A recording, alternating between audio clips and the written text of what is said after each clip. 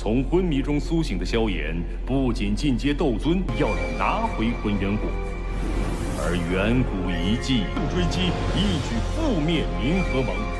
冥河盟是奠定了他的成帝之路。 Thời gian qua đi, không lâu sau, cảnh tượng lúc này đã ở nơi sâu nhất của địa mạch Minh Xà. Từ trong khe núi thoáng chốc đã thấy Tiêu Viêm cùng Thải Lân, Tiểu Y Tiêm và Thanh Lân xuất hiện. Vừa đến nơi này, Tiêu Viêm ngay lập tức dùng ra không gian chi lực, bao bọc cả nhóm giúp mọi người an toàn lướt xuống đáy vực bất chấp cuồng phong. Sau một quãng đường di chuyển khá dài, cả nhóm mới chạm đáy. Trước mắt họ là một hồ nước khổng lồ màu vàng sậm cùng huyết sắc tỏa ra hàn khí cực độ. Nhìn nó, Tiêu Viêm chậm rãi tiến tới rồi chạm nhẹ vào mặt hồ. Ngay lập tức, một dòng khí lưu từ trong hồ liền đi vào cơ thể. Ngay lập tức, Tiêu Viêm phải dùng dị hỏa trong người mới hóa giải được. Đến đây, anh ấy thừa nhận nơi này còn kinh khủng hơn lời đồn. Suy nghĩ một hồi, Tiêu Viêm quyết định sẽ xuống trước để lấy Hoàng Tuyền huyết tinh. Nhìn đồng đội, thanh âm anh ấy vang lên nói: "Thải Lân, ta sẽ tiến xuống đáy Hoàng Tuyền trước. Khi ta thành công thì nàng hãy đi xuống. Khi đó sẽ không gặp phải nguy hiểm." Nghe vậy, ba nữ nhân lập tức gật đầu nói: "Tiêu Viêm phải cẩn thận." Đáp lại, Tiêu Viêm cũng không quên dặn Tiểu Y Tiên và Thanh Lân canh chừng nơi này. Xong xuôi, anh ấy bùng nổ dị hỏa bao quanh người, tạo thành một cái màn chắn rồi phóng người đi lao thẳng xuống hồ nước. Ngay khi Tiêu Viêm lặn xuống, áp lực bắt đầu tăng vọt, nước ở đây lạnh đến mức dù có dị hỏa bảo vệ, tay chân Tiêu Viêm vẫn tê dại. Đang lao đi, Tiêu Viêm bất ngờ gặp công kích, ngay lập tức anh ấy phản xạ tung một quyền đánh nát bóng đen kia thành huyết tương. Đến đây, hàng loạt thanh âm kỳ lạ vang lên, một đám mây đen kịt ập tới, đó là hàng vạn con quái xà vảy đen kỳ dị hiện ra. Sau đó, chúng không lao về phía Tiêu Viêm mà đồng loạt há miệng bắn ra vô số thủy tiễn màu đen về phía anh ấy, khiến Tiêu Viêm phải lập tức né tránh. Đồng thời, anh ấy còn phát hiện những mũi tên nước này cực kỳ nguy hiểm, nó mang theo hàn khí ăn mòn đấu khí, tốc độ còn nhanh hơn khi ở trong nước. Bây giờ, Tiêu Viêm mới nhận ra không thể có cưa với bọn này vì sẽ cạn kiệt năng lượng. Không chậm trễ, anh ấy hóa thành tia chớp lao xuống sâu hơn. Tuy nhiên phía sau, đám tiểu quái kia không buông tha. Đến đây, Tiêu Viêm lạnh lùng tạo ra một quả cầu lửa dị hỏa trên tay và ném mạnh về phía sau. Bùng một tiếng, biển lửa bùng lên giữa lòng hồ nước lạnh. Đám quái xà phanh không kịp, lao vào biển lửa và bị thiêu rụi hàng loạt. Thừa cơ hội đám quái vật bị chặn lại, Tiêu Viêm dốc toàn lực lao xuống. Càng lặn sâu, cảnh tượng trước mắt anh ấy càng rõ ràng, một đốm sáng hiện lên. Nhìn thấy ánh sáng le lói, Tiêu Viêm đoán mình đã gần tới đáy của Cửu U Hoàng Tuyền, nơi cất giấu bí mật lớn nhất. Không chậm trễ, anh ấy liền phóng tới nơi có ánh sáng le lói. Lại gần, Tiêu Viêm mới phát hiện hóa ra đó là một bãi cát đá khổng lồ phát quang. Tuy nhiên tìm mỏi mắt, anh ấy cũng không thấy Hoàng Tuyền huyết tinh đâu. Đến đây, Tiêu Viêm lẩm bẩm hỏi: chẳng lẽ Cửu U Địa Minh Mãng tộc đã lấy hết rồi sao? Thanh âm vừa dứt, Tiêu Viêm lập tức đảo mắt nhìn quanh nơi này. Đúng lúc đó, một tiếng rên rỉ yếu ớt vang lên nói: "Cứu ta, cứu ta!" Nghe được tiếng kêu cứu đó, Tiêu Viêm lập tức cảnh giác cao độ, anh ấy tung một chưởng đánh bay lớp bùn đất dưới chân.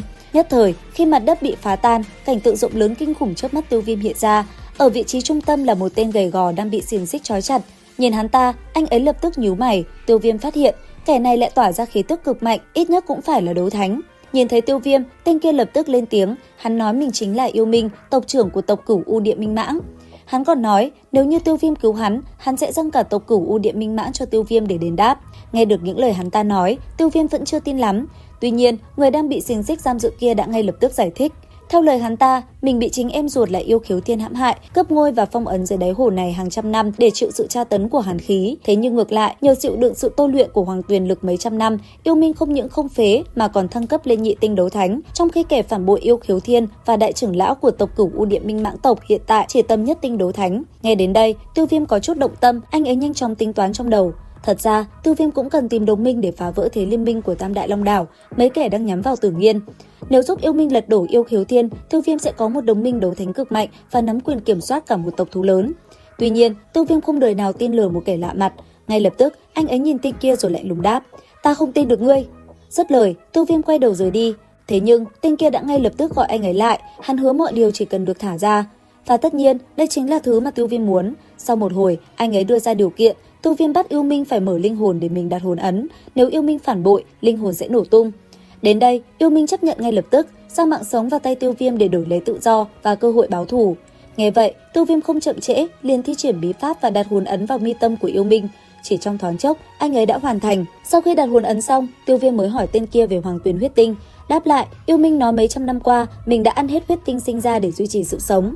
Tuy vậy, Yêu Minh sau đó lại há miệng, nhả ra một khối tinh thể đỏ rực to bằng nắm tay. Đây là tinh hoa cô đọng lại trong cơ thể hắn suốt bao năm qua, chất lượng còn xịn hơn cả hàng tự nhiên. Tiêu Viêm nhận ra đây chính là Hoàng Tuyền huyết tinh. Không chậm trễ, anh ấy liền muốn cất thứ này đi. Thế nhưng vừa chạm vào, cánh tay Tiêu Viêm đã đông cứng, chứng tỏ thứ này mang năng lượng âm hàn cực khủng. Sau khi cất đồ, Tiêu Viêm tính dùng lực lượng phá xích nhưng Yêu Minh cản lại, bởi vì mấu chốt nằm ở Hoàng Tuyền Âm Thạch nối dây xích với núi đá. Nhìn nó, Tiêu Viêm đấm thử một phát sấm sét vào tảng đá, nhưng nó trơ ra, không sứt mẻ gì. Đến đây, Tiêu Viêm chuyển sang dùng dị hỏa. Chỉ trong nháy mắt, ngưng tụ năng lượng vào trọng xích, Tiêu Viêm bắt đầu tấn công từng cột đá nơi những sợi xích cắm vào. Nhất thời, mỗi khi trọng xích đánh tới, không gian nơi đây cũng lập tức rung động, khói bụi bắt đầu rơi xuống nhiều hơn. Ở vị trí trung tâm, cảm nhận được những thứ giam cầm mình đã ngày càng yếu ớt, Yêu Minh cũng ngay lập tức nắm chặt bàn tay vận lực. Cuối cùng, dưới từng lưỡi đao của huyền trọng xích, từng sợi xích sắt trên cột đá cũng bung ra, Yêu Minh gầm lên hét lớn, từng sợi xích sắt đang giam cầm cánh tay mình bùng nổ. Khi toàn bộ vỡ nát, Yêu Minh cũng chính thức được giải phóng. Cùng lúc đó, ở tại một cung điện xa hoa, Yêu Khiếu Thiên, em trai phản bội của Yêu Minh đang vui vẻ bên mỹ nữ thì bất ngờ mở choàng mắt. Giật mình, hắn cảm nhận được phong ấn đã vỡ, ngay lập tức hắn choàng dậy hất văng mấy em gái đang ôm lấy mình ra xa. Không chậm trễ, hắn ta ra lệnh cho đại trưởng lão đi kiểm tra, còn bản thân cũng tức tốc dịch chuyển tới hiện trường. Hắn hiểu, nếu anh trai mình thoát ra, cái ghế tộc trưởng của hắn coi như bay màu. Chính vì thế, hắn toàn lực phóng đi không một giây do dự. Trở lại với khung cảnh dưới sâu nơi giam giữ Yêu Minh, ngay khi phá tan xiềng xích, Tiêu Viêm đỡ lấy Yêu Minh đang yếu ớt. Sau đó, anh ấy cho hắn uống đan dược hồi phục. Khi tỉnh táo lại, Yêu Minh lập tức cười lớn, tiếng cười như một kẻ sắp khóc. Cuối cùng thì hắn ta cũng được giải thoát khỏi nơi này. Không chậm trễ, Tiêu Viêm liền nói Yêu Minh phải cùng mình mau chóng ra ngoài. Cứ thế, hai người nhanh chóng phóng đi. Tuy nhiên, vừa khi cả hai trồi lên mặt nước, một bóng người đã bị chấn bay ngược lại, đó chính là Thải Lân, nàng bị một chưởng đánh trọng thương, khóe miệng rỉ ra huyết sắc. Ở phía xa, Tiểu Y Tiêm và Thanh Lân cũng tương tự, kẻ ra tay không ai khác, đó chính là Yêu Khiếu Thiên, hắn đã đến kịp lúc và đánh lên nhóm hộ pháp trên bờ. Thấy hai người vừa xuất hiện, Yêu Khiếu Thiên đứng trên không trung, nhìn Tiêu Viêm và anh trai mình với ánh mắt như rắn độc. Chứng kiến kẻ phản bội kia, Yêu Minh gào thét trong sự phẫn nộ quát, tên cẩu tạp chủng, ta phải băm vòng ngươi.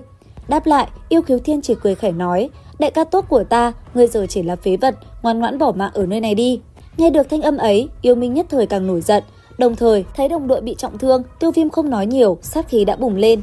Nhất thời, anh ấy nhìn sang bên cạnh, thanh âm vang lên nói, ngươi hồi phục trước đi, tên này để ta. Dứt lời, Tiêu Viêm bước lên đối diện với Yêu Khiếu Thiên. Thấy vậy, cái tên Yêu Khiếu Thiên kia nhìn Tiêu Viêm cười giễu cợt nói, yên tâm, Cửu U Hoàng Tuyền là đất tốt, ngươi bỏ mạng ở đây cũng là phúc khí.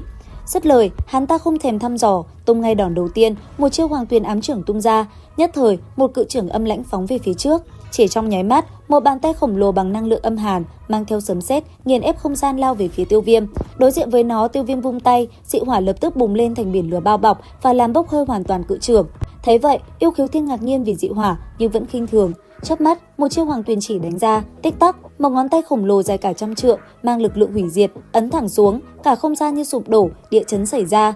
Đối diện với nó, Tiêu Viêm liền thi triển Đại Thiên Tạo Hóa Trưởng, một quầng sáng đen khổng lồ xoay tròn điên cuồng với lực hút khủng bố tung ra. Đến đây thì hết tập 176 phần 5 đấu phá thương khung.